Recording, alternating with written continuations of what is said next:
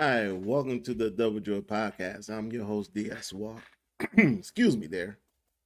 I had to clear my throat. Before I continue with my stories going on today, please make sure you like, subscribe, and share my show. It helps a brother out. And make sure you do that. Because I like bringing content to you guys. I love talking about sports and I love entertaining everybody. So make sure you like, subscribe, and share my show. And also make sure you like, subscribe, and check about my show. I want everybody talking about my show. I want everybody talking about what I'm talking about today, what I'm getting ready to talk about. And which is, we're gonna talk about my Michigan Wolverines winning the national championship. We're also gonna talk about the dust up, the mid-court argument between Don Staley and Coach Gino Amarilla.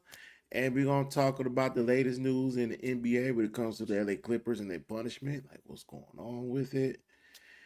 And we're going to talk about Giannis. You know, he broke out some news that he asked to be traded multiple times in the season. The Milwaukee Bucks, feel some type of way. So, and they're also saying it was toxic in the locker room. So we're gonna touch on all that stuff. But like I said, make sure you like, subscribe, and share, and chat the show. Now, this show was originally done yesterday, but it just goes to show you that when you record and your audio don't come out, it make things a little hard to post and share everything. So this is the redo of the show, and hopefully the audio. Hope you guys can hear me. Hopefully the audio is good because I did a test run. So, but let's start with what's going on here and let's get to it. So, if you guys watch the women's college basketball Final Four, and shout out to the UCLA Bruins on winning their first women's national championships. They beat South Carolina 79 to 51. Lauren Betts, 14 points, 11 rebounds, was MVP. Congratulations to the Lady Bruins. Well deserved. They've been one of the top teams when they were in the Pac 12, now in the Big Ten. Congratulations to them. Well deserved again. But before that, back in the semifinals, South Carolina beat the reigning defending champions of last year, the Yukon Huskies, 62-48. And at the end of the game, when the coaches go up there and meet half court, shake hands, we seen an argument by Gino and Don Staley in which Gino initiated the confrontation. We don't know what was said. We know they got to argument. We did know a little bit that Gino was upset because he had to wait 3 minutes to shake Don's hand. I think it was earlier before the game started, but it has been told and known that Don Staley always go up and shake the opponent's assistant coach's hand and head coach's hand, meet and greet. And he was upset that he had to wait 3 minutes. So during the end of the game, he let her know. He said something, and as the South Philly girl came out of her, she let him know she didn't appreciate it, and she cut right into him. Now it was a big firestorm about it because it's Gino. We all know he's confrontational, and we also know that he's a competitor. And sometimes that fiery comes out at the wrong time. I mean, he had a lot of this instance going on, especially with past the late great past Summit and other coaches, whether it's in the Big East, rivals like Notre Dame, South Carolina, Tennessee, whoever. Gino is known to let that fairy side come out at the wrong place, wrong time. And this is one of the wrong place, wrong time. Now, before we get to this article, he did issue a statement apologizing for his action, but it kind of felt like more it came from the school because it did not mention Don Staley's name. It mentioned South Carolina, and And, I know to some people, that was kind of like, why you just can't say her name? You embarrassed her. Let me fix this camera here. Okay, you embarrassed her. You embarrassed yourself. You embarrassed your school. So you should say her name, but her name wasn't mentioned. Yada yada yada. So Don Staley came out and said something right here in this article, and I'm gonna read it. It says, South Carolina coach Don Staley said Tuesday that she has spoken to UConn's Gino Amarilla. I can't pronounce the man's last name. You know what? Me pronouncing names these days, man, I got bad. I got to get back to reading a little bit more. Uh, and suggested that everyone turn the page after their mid-court argument at the Final Four fueled a firestorm of controversy. She said, I spoke with Gino, and I want to be clear. I have a great deal of respect for him and what he meant to this game, Staley said in a statement. One moment doesn't define a career. It doesn't change the impact that he's had on growing women's basketball. The standard at UConn is what it is because of him. And that's something this game has benefit from. So I'm asking everyone to turn the page. Let's refocus on what matters most. Continuing to elevate our game, creating opportunities and pushing it forward. That's always been my mission, and it's not changing. I like that statement she put out there. And she is right. It is time to turn the page because they spoke and they made up. And we don't need to be coming out here and criticizing Gino and putting this situation on spotlight anymore. We just need to move on.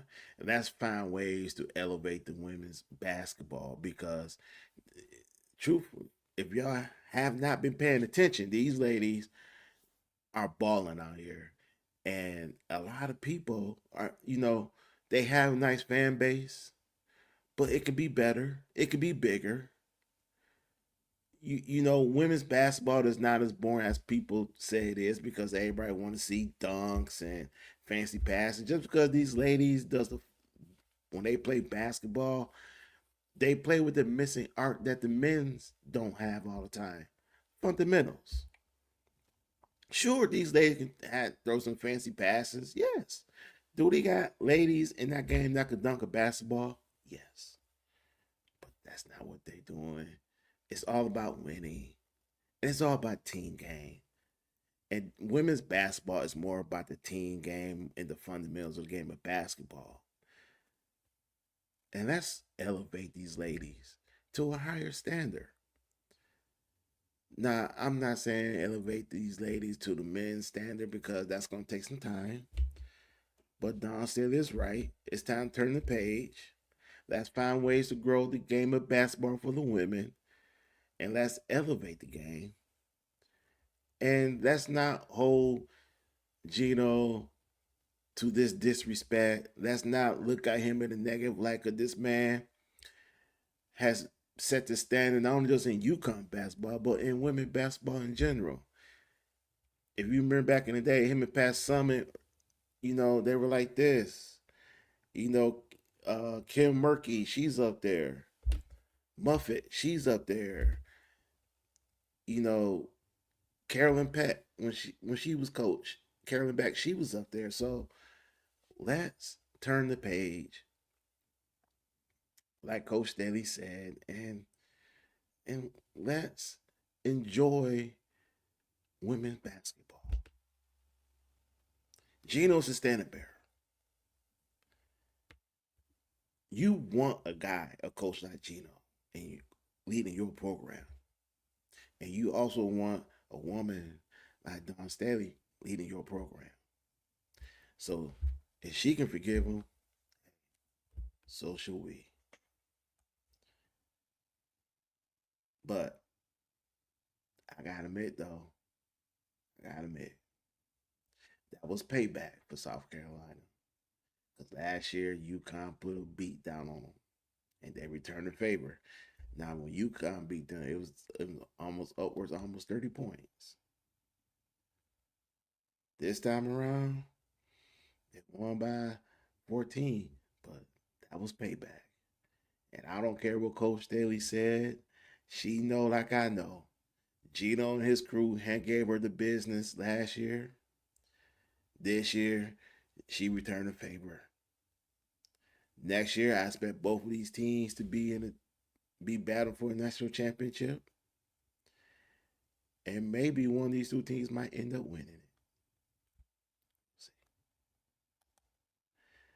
So let's get to this next story here. Um, this story about the Clippers circumventing the salary cap has been going on for 6 months, and we haven't heard anything from the NBA about a punishment. I mean, you heard little rumors, a little murmurs here and there that at any time now the NBA can drop the hammer or come down on the Clippers. They just haven't done it yet. And then you heard that the punishment might be more severe for Kawhi Leonard, but then once more information came out, shout out to Pablo Torre for that. Then you started hearing that nah, the Clippers might be getting almost something like the death penalty. But we don't know because the NBA has not, or Adam Silver has not told us what the punishment is going to be. So now everybody here, including your boy, is speculating that I don't know. We just don't know. So it's been 6 months have passed since the allegation first arose that the Clippers circumvented the NBA salary cap to pay star player Kawhi Leonard, prompting the league to investigate. Now, this is the article I got. It's from ESPN. It is written by Baxter Holmes back on April 2nd. At last week's Board of Governors meeting, NBA Commissioner Adam Silver did not address and was not asked about the investigation, but at last month All-Star Weekend, hosted by the Clippers, Silver said the investigation has been enormous, complex. Here's what they know so far about it. He went on to say that the investigation led by the law firm of Wachtel, Limpton, Rosen, and Katz began back in September of 2025 and centers around allegations that the Clippers owner Steve Ballmer and the team orchestrated a 28 million endorsement deal between Leonard and Aspiration, a now bankrupt green baking company in which Ballmer had invested to circumvent the league salary cap. Now, I do want to say this before I continue. Is that we all know that Steve Ballmer is the richest owner in all professional sports. He is the de facto richest owner in the NBA. I think what they said his net worth was like $252 billion. And we all know that the NBA is vigorously working to get NBA year going. And one of those guys behind NBA Europe is Steve Ballmer because he is the richest man in all professional sports.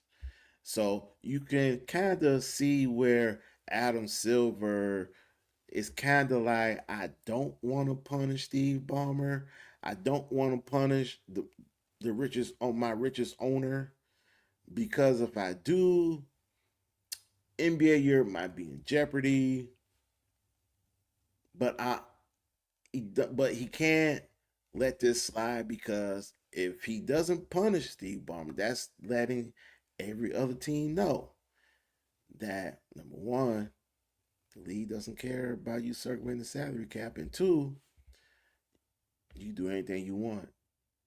And I think that's a bad sign on part of Adam Silver if he doesn't punish Steve Ballmer. But let's continue this article. The NBA investigation followed a series of reports by Pablo Torre, a podcaster and ESPN contributor, who cited internal documents that showed Ballmer invested $50 million in Aspiration through his personal LLC in September 2021. That month, the Clippers also signed a $300 million deal with Aspiration, making the company the first founding partner of the Intuit their brand new arena, which they built. Um, that thing it opened last year. Um, 6 months later, Aspiration signed his deal with Leonard, an unnamed employee who purposely worked for the banking company, told Torre that Leonard's sponsorship deal was to circumvent the salary cap. Now, if I want you guys, if you get opportunity, if you are into investigating sports, investigative reporting, which I do love, check out Pablo's Torre. Pablo Torre finds out on YouTube, and he gives you everything you need to know about this situation. The whistleblower, when this happened.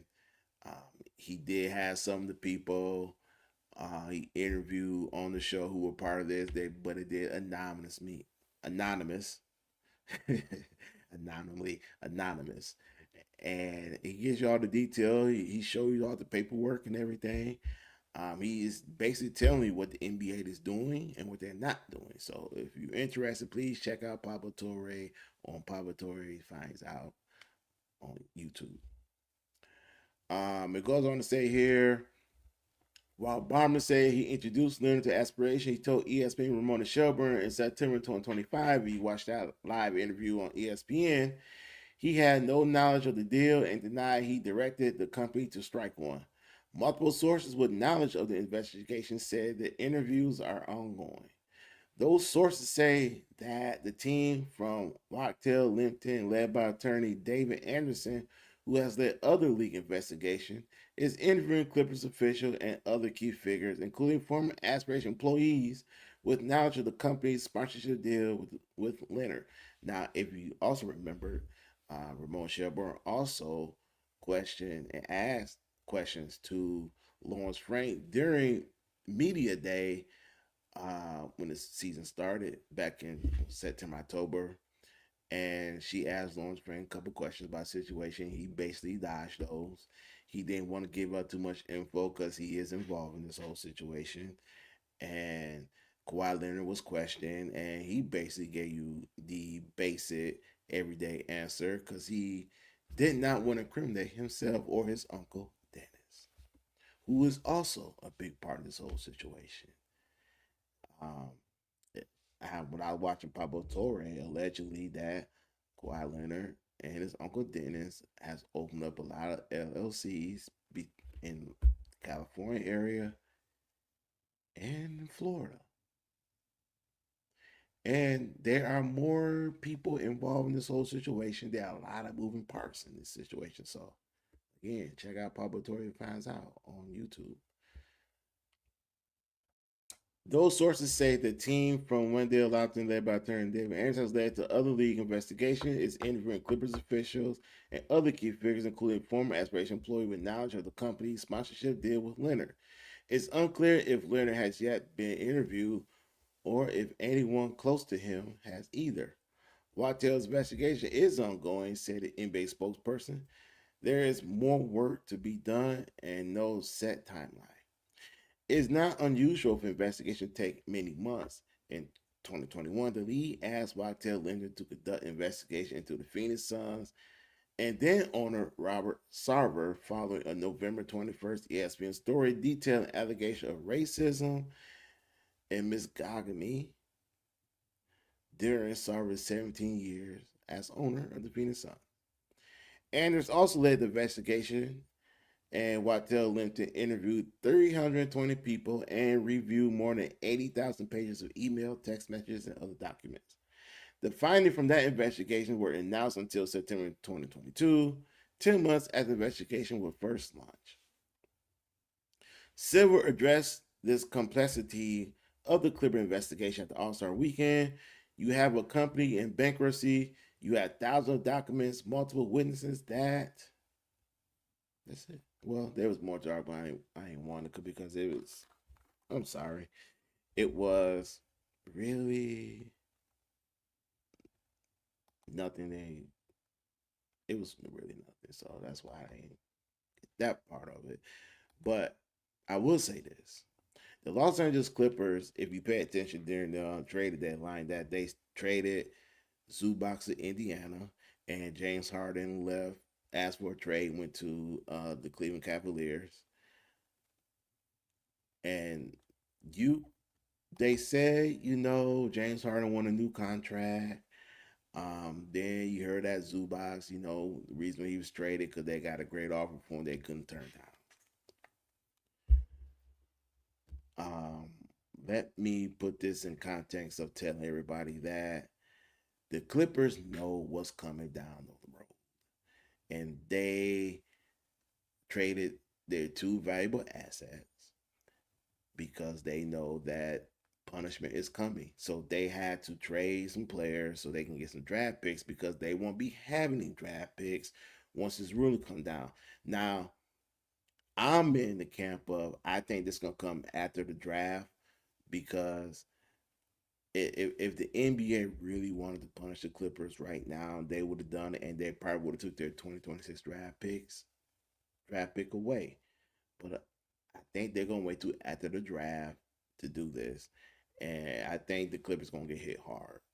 There was reports that came out that the Clippers had a deal on the table, almost had a deal to deal Kawhi Leonard to the Golden State Warriors, but it didn't go through.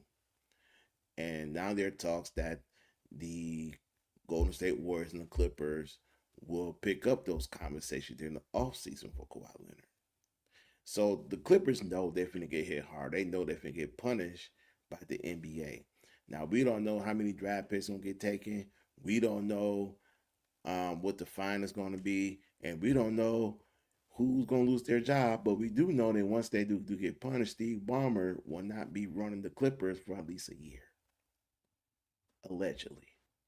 All this is allegedly. So we're going to have to wait and see. But I think, like I said, I do believe the Clippers know what's coming. And because the moves they made at the trading deadline and the move that they almost traded Kawhi Leonard to the Golden State Warriors, and the simple fact that they're going to pick up those talks in the offseason, that should be telling to everybody that the Clippers know what's coming. Now we just got to find out ourselves what's coming. I mean, I don't know how long they're going to make us wait.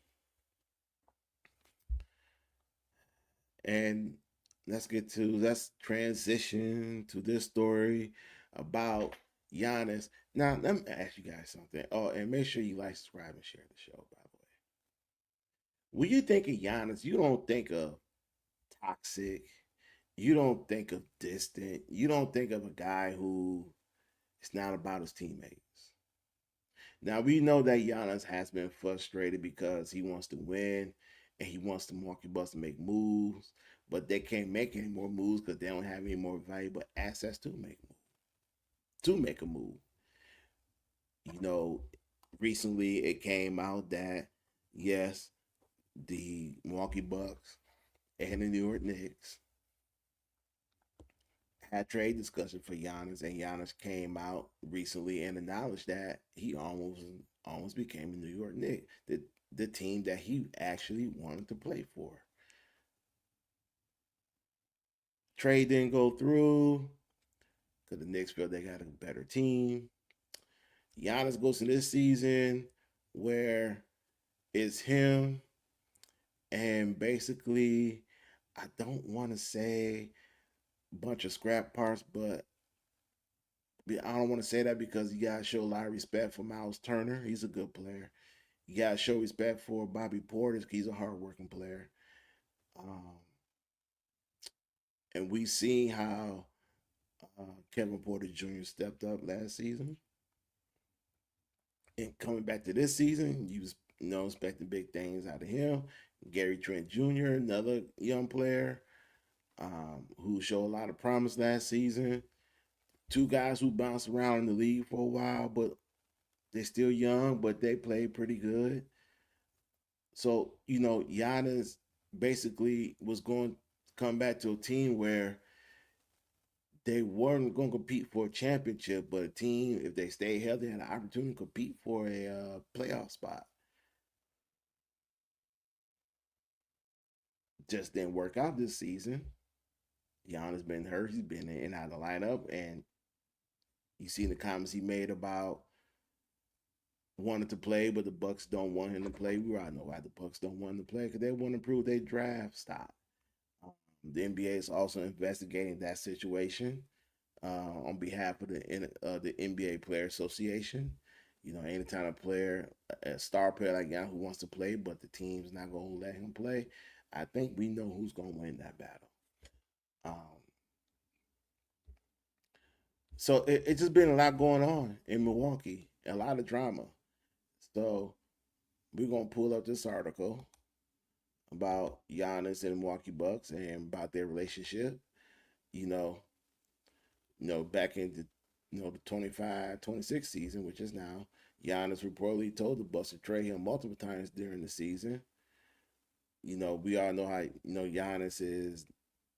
We already know he's not the most happiest guy right now. We know that he wants to win, and it just can't happen in Milwaukee. Milwaukee is just not a good team, and again, they don't have the assets for Giannis to put a good team around him. What we do know is that the Milwaukee Bucks will be offering Giannis a contract extension.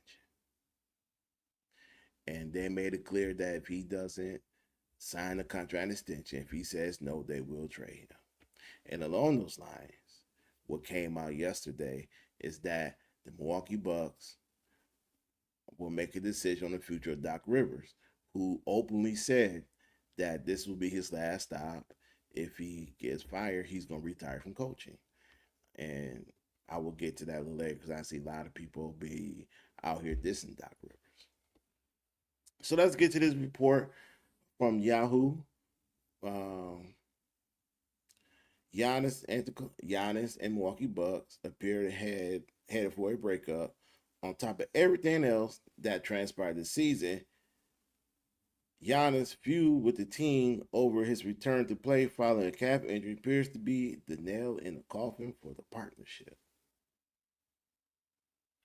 But to gloss over everything that came before Giannis' calf injury would be foolish, because the entire season has been a mess for both sides, according to ESPN Shams, who outlined everything that was going wrong for the Bucks during the 25-26 season. The piece paints an ugly picture, one that features veteran Bobby Portis telling teammates, "This is why we suck." Another source describing the year as like a funeral, and Giannis and his representation telling the Bucks it was time to part ways at least twice. The latest revelation shouldn't necessarily come as a surprise, as it was well known the Bucks were shopping Giannis last offseason and at the trade deadline. But what is surprising is that Giannis and his agent reportedly approached the team at least 2 times about moving on, something Giannis said he would never do. I remember he said that too. I remember he said that. I would never approach Milwaukee to trade in me. I would never, ever leave Milwaukee. It's funny how people like to talk. It's funny how sources like to say a lot. Oh, no. He definitely approached Milwaukee at least twice about trading. But apparently that edict changed. As Sharna reported, Giannis and his agent contacted the Bucks a few weeks into the season and a few weeks prior to the trade deadline with the same message. It's time to part ways. Giannis, however, declined to go public with the request, believing the situation could be resolved professionally behind the scenes per ESPN. Now, this is what any player would say. I personally did not request a trade. I personally didn't do this. Representation did. But what get lost in the whole thing is that Giannis did say it. He did request it. He just did it through his representation. So it didn't make it look like, hey, I didn't say it. My representation said it. You didn't hear it come out of my mouth. It came out of their mouth. Just trying to save face. Trying to, you know what I'm saying? Like, he said it, but he really didn't say it. No, he said it. Because his representation, his agent, I should say, would never do this without his consent. If Giannis said, "Get me out of here," they would. He would make that known. And we all know a lot of Guys like Giannis want to do this professionally. They don't want to do this through the media. They don't want to do this through social media. They don't want to do this in public. They want to do it behind closed doors professionally so that they can make themselves look good and they don't have to embarrass themselves or the team. That's all about right there. A trade never happened. While multiple teams reportedly reached out to the Bucks about a trade for Giannis, a few believe that the Bucks had no desire to make a move due to delayed response to trade offers. Other teams believe the Bucks wanted too much in the deal, reportedly asking the Cleveland Cavaliers for Evan Mobley and the Philadelphia 76ers for VJ Edgecombe, in addition to other players. Now we talking about Giannis. We talking about an NBA champion, former MVP, former Defensive Player of the Year, All Pro numerous of times. I don't blame Milwaukee for asking a lot because they want max value back for Giannis. I mean, look, they want draft picks and two good young players they can build around. I mean, if you're Cleveland Cavaliers, if you about to win a championship, would you part ways with Evan Mobley for Giannis? Same in Philadelphia. You know, you gonna part ways with VJ's edge come with the way Joe Embiid been looking and the way Paul George been looking. You telling me that you can build this team around Tyrese Maxey and Giannis? Or you the Cavaliers, Donovan Mitchell, James Harden, and Giannis, and you just fill in the gaps right after that? That's a championship contender team. Both teams would be championship contender teams. Yes, you had to give up a lot, but it's risk the reward. It's, Giannis would change the way this team will play. You have a two-way player, and especially if you are a team that you in win now mode, you would have no problem giving up a lot of assets for Giannis. Again, Philadelphia and Cleveland. If you look at it from Cleveland standpoint, Evan Mobley and additional players, right? So you're not giving up James Harden. You're not giving up Donovan Mitchell, okay? But you are giving up Evan Mobley. You will have to give us some draft picks, and you probably have to give us some additional key players off the bench. But you still keep what's the guy named Jared Allen, okay? So you will basically can just fill in the gaps through free agency or just, I always say, draft right. You will still have a championship contending team. And same with Philadelphia. The only difference is with Philly is that you will probably have to come off of Joe Embiid's contract because him and Giannis, well, actually, you probably wouldn't because Giannis doesn't play. He doesn't shoot threes. He plays inside. Joe Embiid, he likes to fancy outside the 3 point line, shoot jump shots. Some you would have to convince him go inside. But if you decide to keep Joe Embiid, you had two defensive stalwarts right there in the block. Um, More likely you'll probably keep Paul George because Milwaukee probably want Paul George. They will probably want VJ Edgecombe. Let's go with Quentin Grimes, and let's go with probably Kelly Aubrey, and at that time they'd probably be Jared McCain, and you had to give us some first round picks. And again, like it will work. Now, if you probably don't want Paul George, you would probably have to make a separate deal or involve a third team, be a 3 team deal. And you could have got some valuable assets, maybe 2 plus 2 players back for Paul George that would fit into what you're trying to do with Tyrese Maxey and Giannis. It would have worked. It 100% would have worked. Before I continue this article, um, there will be the Golden State Warriors, the same teams who won the Giannis, Golden State, Philadelphia, Cleveland, Miami Heat, and the New York Knicks and the Los Angeles Lakers will be going hard for Giannis this offseason. And I have to say this, especially about the Miami Heat and the Knicks, who the Miami Heat did not want to give up their young players. So this is why they're in the situation they're in right now, sitting in 10th place and going to be in the play-in game. You want to get a superstar on that to play with Bam. And Bam was a hell of a player. Shout out to Bam for this 83 points. Bam was a hell of a player.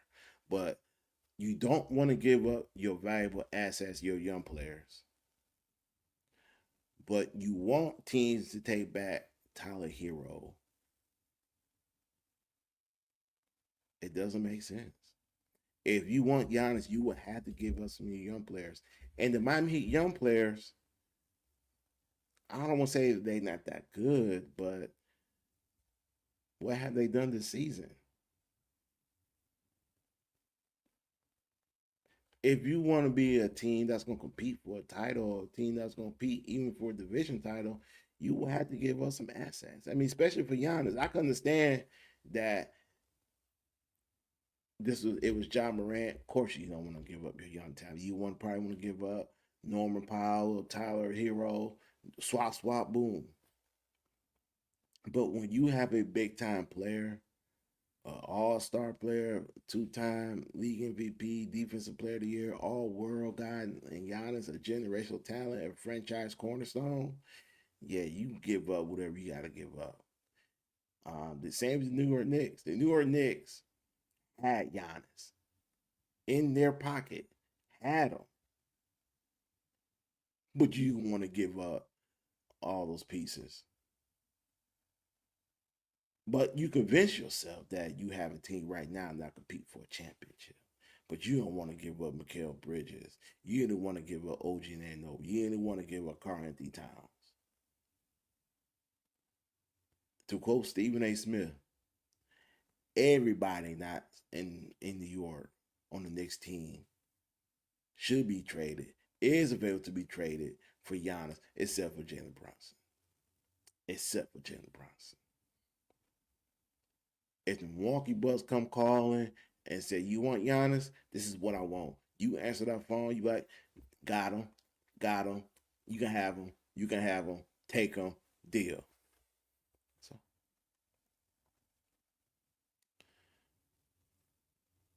it goes on to see here say that the Bucks reported considered an offer from the Miami Heat, which allegedly included Tyler Hero, Khalil Ware, and other players and draft picks per Charlotte, but the Bucks eventually declined because they weren't good enough. Were not good enough. And I also question about the Miami Heat young players. I mean, other than Khalil Ware, who showed promise and who actually can be a big time player in this league, name one of the young players you think that could turn to be an all star. Other than Khalil Ware, what young players they have, you can say that they're really good. I'm gonna wait for that answer. With Giannis at odds with the team, other aspects of the organization also fell apart. Head coach Doc Rivers reportedly tried to rally the team at a key point in the season, only to have his message rub players the wrong way and led to a brief benching of Kyle Kuzma. That was just one example of the theme of a season-long disconnect between Rivers and the players, sources told Sharney. I mean,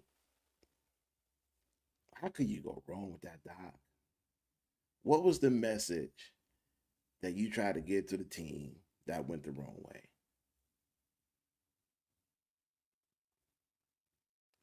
And Kyle Kuzma, man, stealing money. Changes are undoubtedly coming to the Bucks in the offseason following his feud with the team over his return to play. Giannis finally appeared to be truly on his way out. Bucks officials are also expected to make a decision on Rivers, who could find himself out of the organization or in a different role next season. All of this has been known or at least assumed for quite some time now, but only failing to take action on multiple fronts. The Bucks appear to have made the whole thing worse during a season During the season, the franchise will almost certainly like to erase from its memory. Yeah, I would too. And see, that's what I'm talking about. The Milwaukee Bucks had the opportunity to move Giannis, but they decided to keep him. They had an opportunity to get the package that they want, and they was waiting for the perfect package. Sometimes you're not going to get the perfect package.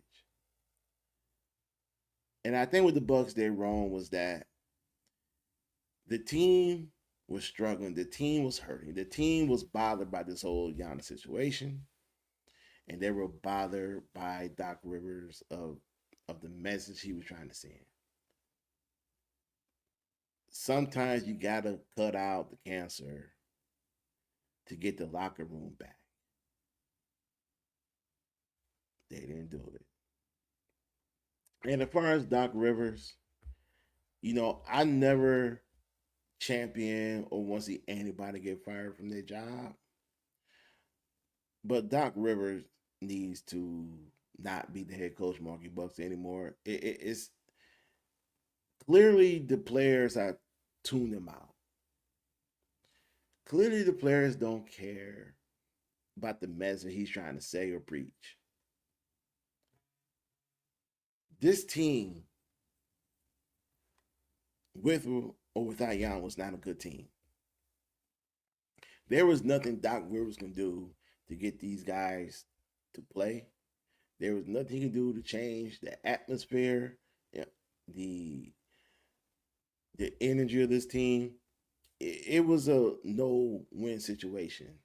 This season, no matter what, was going to be lost by the Milwaukee Bucks because the Bucks front office refused to pull the trigger trading Giannis.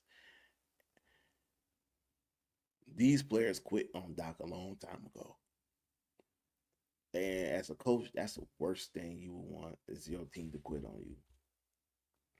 And because they quit, and because he tried and he did make an attempt on Kyle Kuzma, he lost all credibility in our locker room. Look, Doc Rivers is a hell of a coach. The man won a championship with the Boston Celtics, his only one. He has led teams to the playoffs. His downfall, he couldn't get past the second round. His downfall, up 3-1 numerous occasions and still lost the series. His downfall, being up 3-2 numerous occasions and still end up losing the series.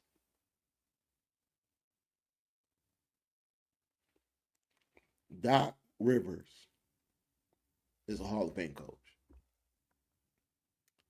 The sixth most wins in NBA history. Doc Rivers cannot connect with today's players. I should say Doc Rivers is the type of coach where for a long term, he's not your guy. As we see, as we seen, coach of the Clippers, coach of the 76ers, and now with the Bucks, he overstayed his welcome. He was coaching there for too long. Doc Rivers to me is that coach where he can only be there short term. And the roster that's around him has to be perfect.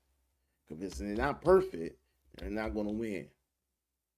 And anything he does after that, it's just going to go downhill.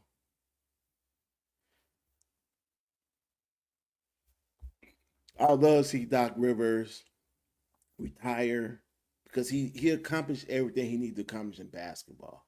It's unfortunately he won't get his second NBA title, but the word is out on Doc. And I don't think a lot of players want to play for Doc. So I love to see Doc to go back in the booth. I love to see him on TV, calling the games, giving his insight, and in dealing with players, today's players. You know, I just think Doc just need to just walk away. And I hate saying that. I hate saying that. Now let's get to the story of the day I've been wanting to talk about. is that I want to extend a congratulations to my Michigan Wolverines on winning the national championship by them beating oops, wrong story here. By them beating the Yukon Huskies 69-63.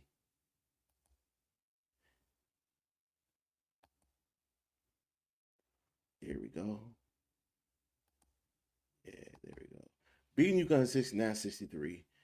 It was a low scoring game. It was your typical Michigan game because Michigan would be scoring 90 points, blowing teams out by anywhere from 18 to 30 points.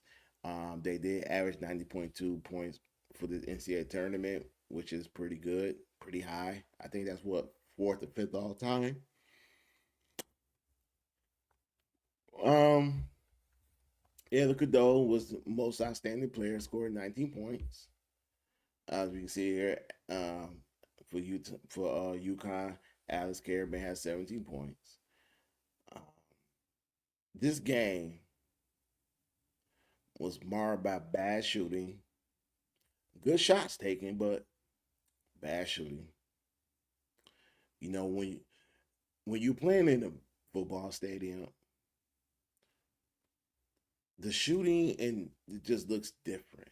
And give Michigan a lot of credit. Give Dustin May a lot of credit for going out to Michigan Stadium, putting the basketball hoop out there, and let the players shoot, so they get an idea what's going to be like playing basketball in a football stadium.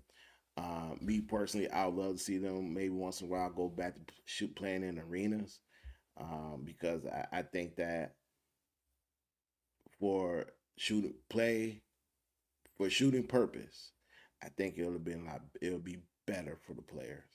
And sometimes, sometimes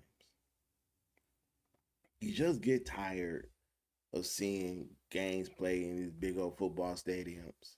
And I get it. I know why the NCAA does. You know, more fans, more money, more revenue. And I get it. But once in a while, it's okay to switch it up. It's okay to have the Final Four in at Madison Square Garden.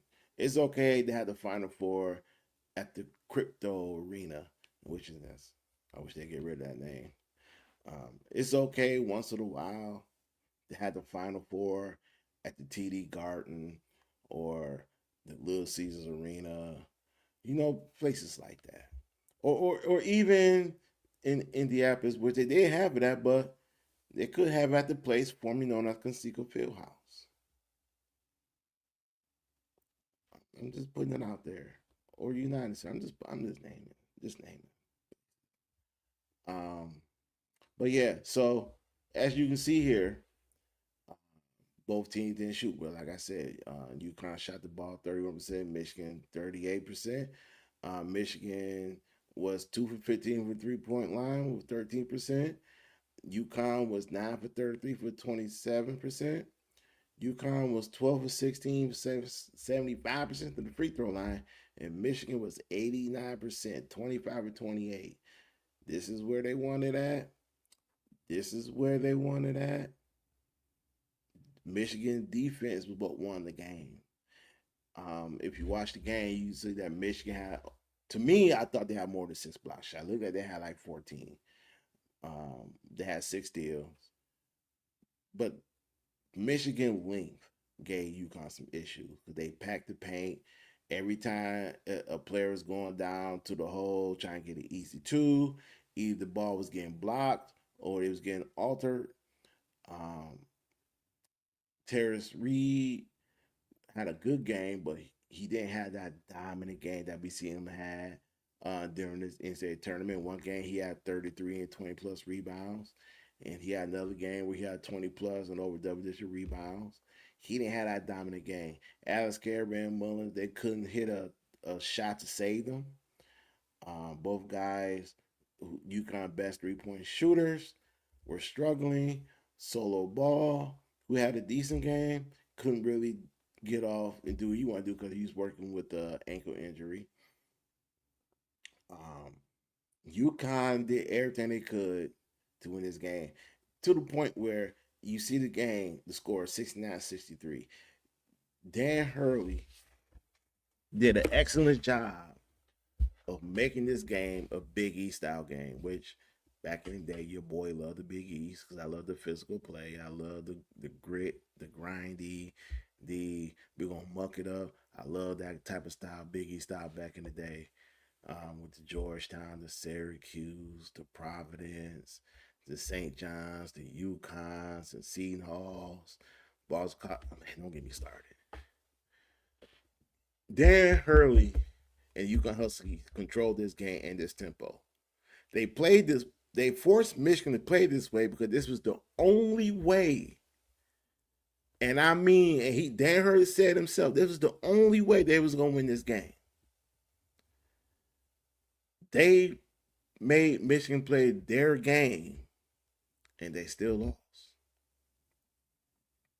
They forced Michigan out of their comfort zone. At least that's what a lot of people thought.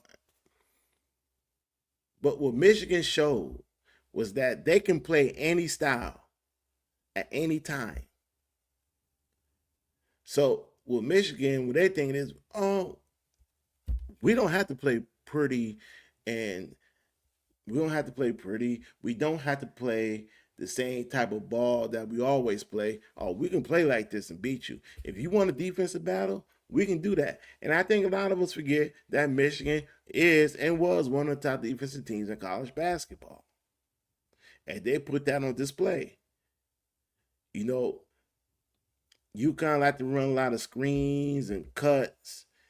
Michigan took all that away by switching. They took everything UConn like to do. Michigan took it away. They forced UConn to be one dimensional. Not vice versa. UConn forced Michigan to be uh, one dimensional as well, because if you see how Michigan like to play, they like get out on the run on the fast break. They like to make sure they hit those 3-point shots.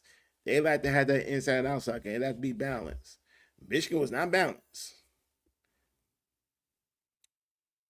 But they D'd up Connecticut.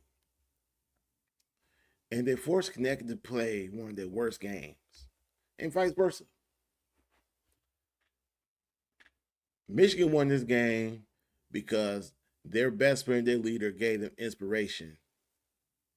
Yaxel Lindenberg, who came into this game with an ankle injury and a knee injury, suffered both of those against Arizona in the semifinals, in which they blew out Arizona.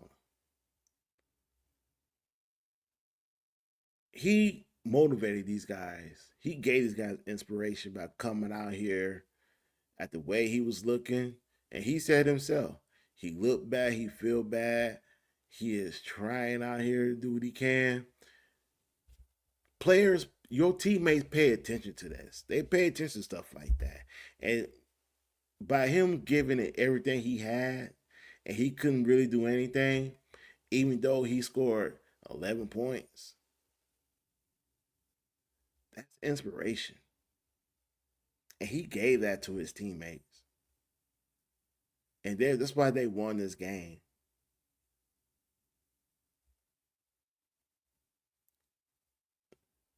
The question coming out and going into this game is this Michigan team, if they win it, will they be the greatest Michigan team ever? Because this Michigan team was competing against the '89 championship team. No, they were not competing against the Fab Five, because the Fab Five has a different vibe. They didn't win the championship when they went back to back, but the Fab Five are culture setter. They changed the culture of basketball. So they were not part of this argument. They were not part of this discussion, I should say. This discussion was about, if this Michigan team win the national championship, are they better than the '89 team that won it? Are they better than the '89 team that shocked the world? That sign that Glenn Rice had when he was cutting the nets down, and he had that sign of shock the world. Are they better than that team? how I feel that both teams are even in everything. I have to give a slight edge. I had to give a slight edge to the 89 team just because of one player, Glenn Rice. Glenn Rice has the edge. Glenn Rice is the reason why the 89 team will always have an edge over this team. Because Glenn Rice was a sniper. Glenn Rice was a baller. Okay, Glenn Rice was that guy. Glenn Rice, as the young people here today would say, Glenn Rice was him. Okay, there was no answer for Glenn Rice. The man was a 3-point sniper. The man will put you away. There was no answer for Glenn Rice. And granted, there was really no answer for Yesser Lindenberg.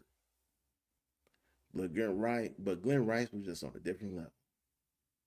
Now, like the 89 team, this Michigan team can play at a different gear, at another level. We've seen that.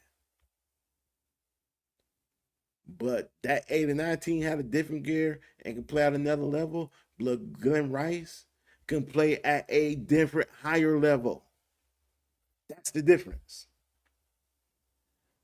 So, how much I am proud of this 89 team of bringing back the championship back to Ann Arbor, you guys will always come in second place at 89 team.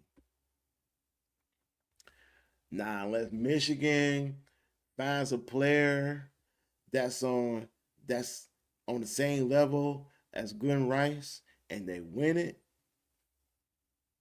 then I might put the other Michigan team over 89 team. But until somebody can sit here and say, hey, this player is better than Glenn Rice, I'm gonna say the 89 team all day, every day.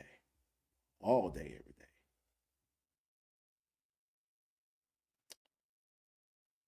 But I am proud of the University of Michigan. Not only that, but the Big Ten Conference in general set a record as the first conference in history to win in men's basketball, Michigan, women's basketball, UCLA, and men's football, Indiana. The Big Ten has dominated the two major sports in college sports. To some people, the Big Ten is back after winning their first NCAA championship in 25 years of men's basketball. Some people say the Big Ten is going to dominate from here on out.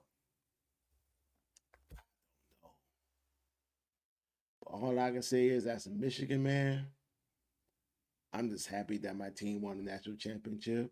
And next year team depends on who comes back or not.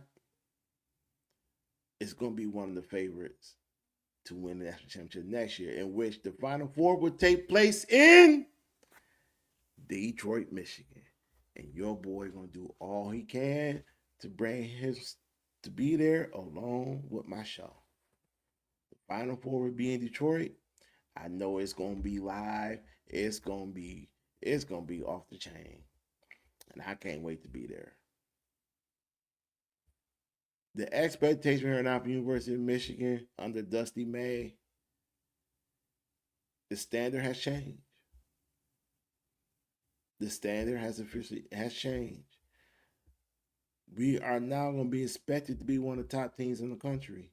We're going to be expected to be here year in, year out, and we're going to be expected to win more championships. And I know that's a something. And I know that's an accomplishment.